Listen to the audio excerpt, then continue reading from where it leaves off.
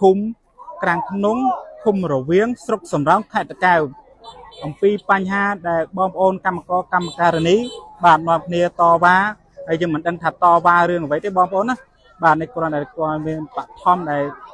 ខាងក្រុមការងារយើងបានចុះមកថតបិទយករូបភាពនេះហើយយើងចាំមើលតែយើងសួរបងប្អូនកម្មករនោះគាត់តវ៉ារឿងអ្វីដែរបាទចាំមើលគាត់តវ៉ាហ្នឹងវារឿងអ្វីដែរថាតើហេតុអីបានជាគាត់តវ៉ាបាទដើម្បីឲ្យអាជ្ញាធរឬក៏ខាងរដ្ឋបាលរោងចក្រមានការដោះស្រាយជូនចំពោះពួកគាត់បាទនេះគឺជាទស្សនវិជ្ជាបងប្អូនប្រជាពលរដ្ឋដែលគាត់បងប្អូនសន្ទុកបងប្អូនកម្មការនីដែលគាត់មកគ្នាមកតវ៉ាតែម្ដងហើយចំពោះទីតាំងខ្ញុំសូមបញ្ជាក់ទៀតថាស្ថិតនៅភូមិក្រាំងក្នុងបាទឃុំរវៀងស្រុកសំរោងខេត្តតាកែវបាទឥឡូវចាំមើលដើម្បីថារឿងហ្នឹងគាត់តវ៉ាអីយើងនឹងជួបជាមួយបងប្អូនប្រជាបងប្អូនខាងកម្មការនីមើលថាគាត់តវ៉ារឿងអីអត់ទៅចែកសំសួនតិចរឿងអីទៅនិយាយមកខ្ញុំនិយាយបាទតែស្ដាប់ហើយនៅដាច់លុយទៀតបាទហើយអីទៀតហើយដល់ពេលអញ្ចឹងយើងតវ៉ាខានហើយយកយើងទៅប្រឈប់ភ្លាមហើយយើងធ្វើការមានន័យអីគេបាទគេកាត់លុយអែលហ្នឹងពូបាទបាត់គាត់ក៏កាត់លុយមកណាក់ព្រៀបក៏កាត់លុយដែរហើយយើងធ្វើការទៅអីគេពូបាទហើយចឹងបងប្អូនយើងតវ៉ាកម្មការនេះខ្ទង់ប្រមាណ100នាក់ដែរបងអត់ទៅប្រមាណ100នាក់ហ្នឹងពូបាទប៉ុន្តែគាត់ដឹងយើងនាំគ្នាតវ៉ាហ្នឹងពាក់ព័ន្ធជាមួយនឹងរោងចក្រមានការគៀបសង្កត់បាទហើយយើងនិយាយក៏ខ្លាំងដែរយើងនិយាយហើយយើងទៅប្រឈប់បាទតើខាងរោងចក្រអ្នកហៅទៅឬក៏ខាងផ្នែករដ្ឋបាលយើងបោះឆ្នោតរដ្ឋបាលវិញបាទអញ្ចឹងបានន័យថាបងនាំគ្នាតវ៉ានេះដើម្បីបោះឆ្នោតហើយសូមអន្តរាគមន៍ទម្លាក់រដ្ឋបាលមិនអញ្ចឹងហ៎បាទយកកម្រិតចោលកម្រិតអាចយកគាត់ទៅកម្រិតតាមដៃទៅឆ្កែហើយដៃចេញមកមើលងាយគេមិនឆ្កែដូចគ្នាទៅបាទអត់ចូលប្រមាណខែមិនដល់គេបសសអត់បានបង់ទៀតបាទបសសឲ្យគេបានមួយខែបាទចាំកតតវ៉ាពីលេអ្នកទៅឈប់គេចោលបាទឲ្យតវ៉ាប្រឈប់យើងហេតុអ្វីបានគេប្រឈប់យើង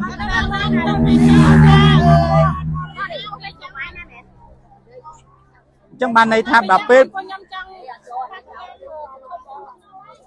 រដ្ឋបាលនឹងចោលតែគាត់ទៅជប់រដ្ឋបាលនឹងចោលព្រោះរដ្ឋបាលនឹងต้องចោលថាការបានមួយខែបងមួយខែតាំងពីរដ្ឋបាលនឹងចោលមកគឺរំចាក់ទៅថាមិនចាំមកដល់លុយទេពេលចាំកដាក់ស្បាប់ឈប់នេះក៏ដាក់ស្បាប់ត្រឹមត្រូវកាត់លុយទេកាត់លុយកាត់លុយព្រីមយើងណោះបាទកូនចៅទៅចោលកម្មករទៅសួរតវ៉ារឿងលុយព្រីមហ្នឹងប្រជុំកម្មករចៅអានជីខ្មៅទៀត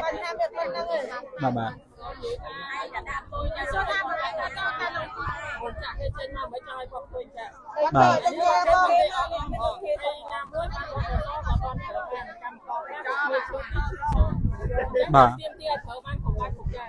បាទ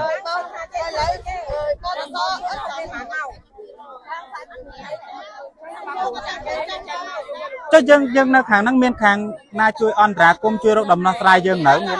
អត់ទាន់មានអាជ្ញាធរឬក៏ខាងសហគមន៍អី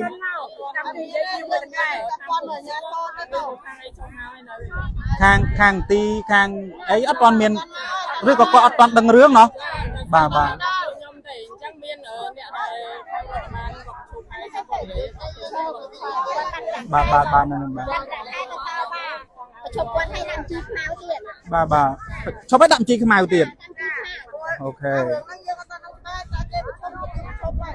បាទអញ្ចឹងបានន័យថាប្រហែលអ្នកមុនដែលនោះគាត់ឈប់បាត់ហើយបាទ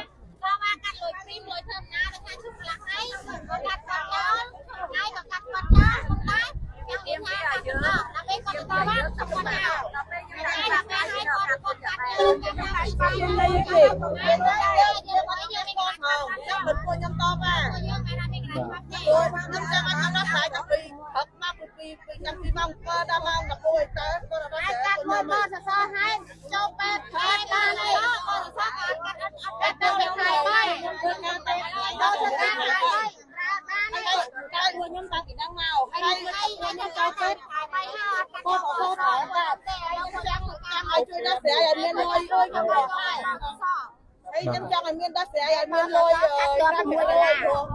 ការងារទៅចូលធ្វើយូរតែមានដល់10ទៅ5%ទេបាទ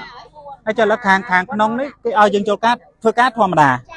បាទ ប៉ុន្តែយើងអត់បានចូលដោយសារមិនទាន់រកដំណោះស្រាយជូនយើង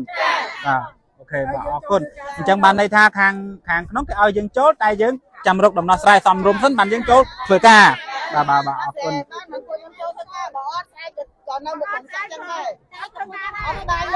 ប៉ុន្តែយើងទៅមានការតវ៉ាថ្ងៃហ្នឹងណាបាទហើយកដាខាងណាអ្នកចេញឲ្យកដាអូខាងរដ្ឋបាលណោះគេចេញឲ្យថាមិនដែរ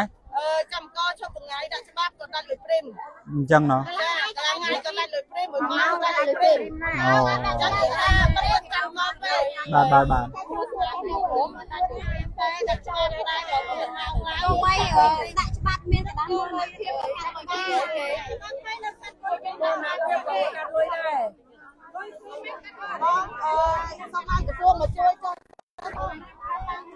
បាទនេះគឺជាសម្ដីរបស់បងប្អូនកម្មករកម្មការិនីយើងដែលគាត់សូមឲ្យខាងក្រសួងឬក៏មន្ទីរពាក់ព័ន្ធមេត្តាសូមជួយដោះស្រាយជូនពួកគាត់ផងដោយសារថាមានការពាក់ព័ន្ធជាមួយនឹងការងារហ្នឹងហើយក៏មានបសសដែលថាគាត់ថាបសសហ្នឹងក៏មិនទាន់ត្រូវការកើតបាទដូច្នេះក្នុងនាមខ្ញុំជាអ្នកព័ត៌មានក៏សូមសំណូមពរដល់អាជ្ញាធរក្នុងមូលដ្ឋានក៏ដូចជាមន្ទីរពាក់ព័ន្ធសូមលោកជួយរកដំណោះស្រាយជូនពួកគាត់ផងហើយខ្ញុំសូមបញ្ជាក់ថារោងចក្រនេះឈ្មោះ Silver Cambodia Hymin បាទនេះគឺជារោងចក្របាទនេះគ្រាន់តែជាព័ត៌មានបឋមដែលបងខ្ញុំទទួលបានពីបងប្អូនកម្មករកម្មការិនីតែទោះជាយ៉ាងណាអង្គភាពយើងនឹងរងចាំការបកស្រាយបំភ្លឺខាងភាគីរោងចក្រនិងរដ្ឋបាលម្ដងទៀតបាទខ្ញុំសូមប៉ុណ្ណឹងសូមអរគុណនិងសូមជម្រាបលា